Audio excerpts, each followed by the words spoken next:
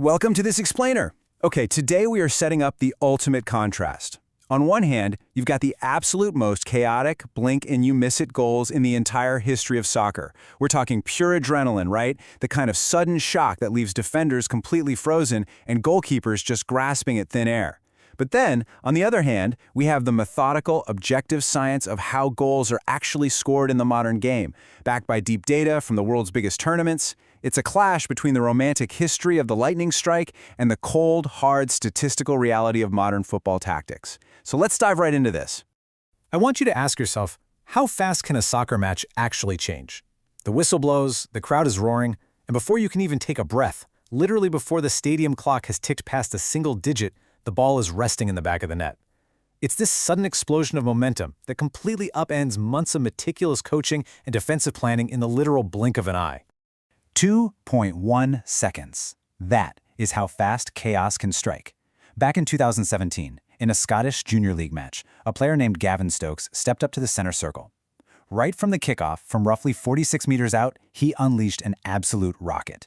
2.1 seconds. It's this insane outlier, a moment of pure spontaneity that just goes to show, no matter how structured the sport gets, it is always vulnerable to a sudden strike of brilliance or, a total defensive collapse. Section 1. The need for speed. These lightning strikes have a rich, honestly hilarious history across domestic leagues. In fact, they happen so fast they cause sheer disbelief, even for the officials. In 1964, Jim Fryatt scored for Bradford Park Avenue in what was timed at just 4 seconds. Spectators were arguing, saying it had to have taken longer, but the referee, Bob Simons, fiercely defended the record. I absolutely love this quote from him. "I blew my whistle for the start and still had my stopwatch in my hand when the ball entered the net." When a goal happens that fast, human perception seriously struggles to even process it. Section 2. World Cup lightning strikes. Now, when we pivot to the ultimate global stage, the history is just as rapid-fire. In 1982, England's Brian Robson shocked France with a goal just 28 seconds after the opening whistle.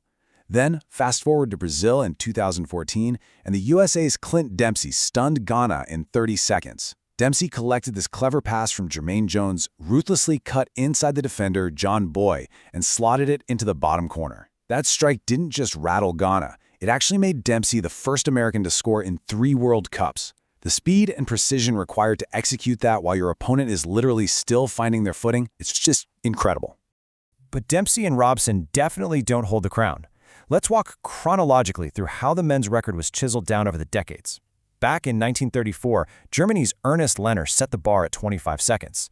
And that stood for almost 3 decades, until 1962, when Czechoslovakia's Vasilij Mezek sliced it down to 15 seconds. And then, at the 2002 World Cup in South Korea and Japan, Turkey's Hakan Şükür shattered it completely, stopping the clock at a mind-bending 10.8 seconds. The absolutely crucial point about Şükür's 10.8-second miracle is the context.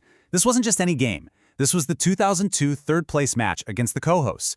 Şükür, the team captain, had been in this miserable 8-hour and 22-minute goal drought for the entire tournament. South Korea kicks off, plays the ball back, and Turkey's İlhan Manziz instantly pressures their defender, Hang Myungbo. He steals it, flicks it to Şükür, and bam! The Turkish commentator was literally screaming 11 seconds on the broadcast. It was just a flawless ambush. And the women's game features its own Mount Rushmore of lightning-fast strikes, too. At the very first Women's World Cup in 1991, Sweden's Lena Vidikol scored a stunning volley in just 30 seconds.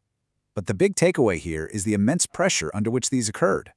Canada's Melissa Tancredi, Frances Marie-Laure Daly, and the USA's Lori Chalupny all scored their sub-minute goals during high-stakes, must-win group stage matches. They completely bypassed the usual feeling-out process of a match and just went straight for the jugular.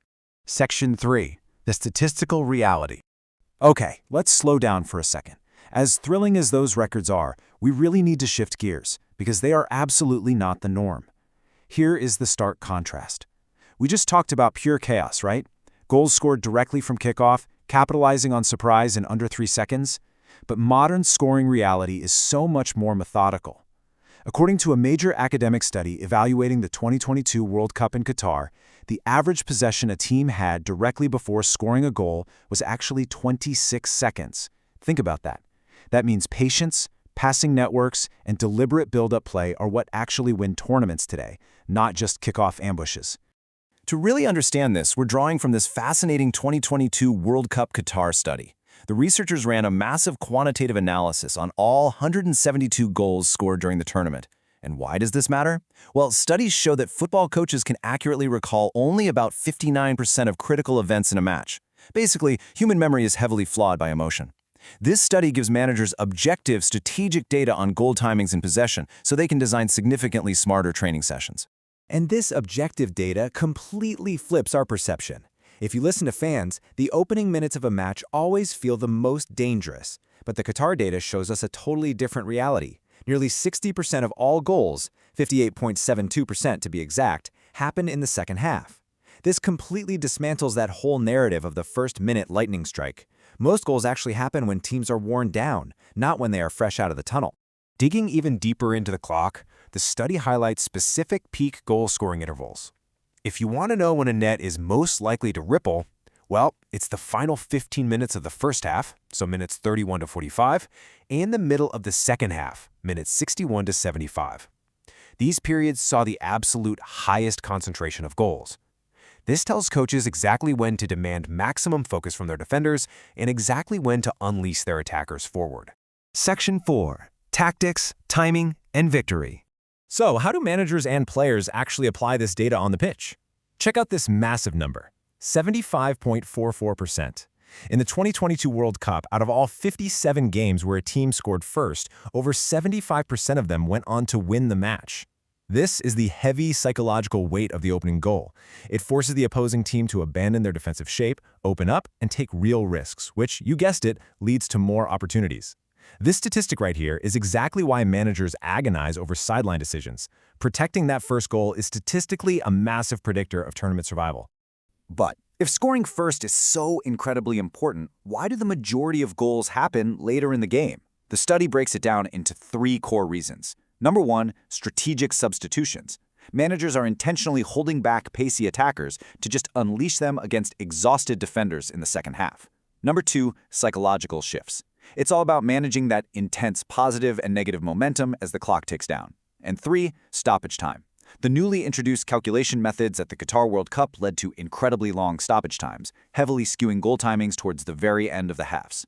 Which brings us full circle to a pretty thought-provoking final question.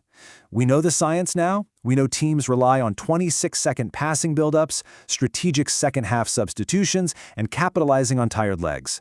The modern game is essentially a highly structured chess match. So, with modern tactics being as airtight as they are today, will Hakan Şükür's 10.8-second World Cup record ever actually be broken? Can pure chaos still outrun modern sports science? It's a fascinating question to leave you with.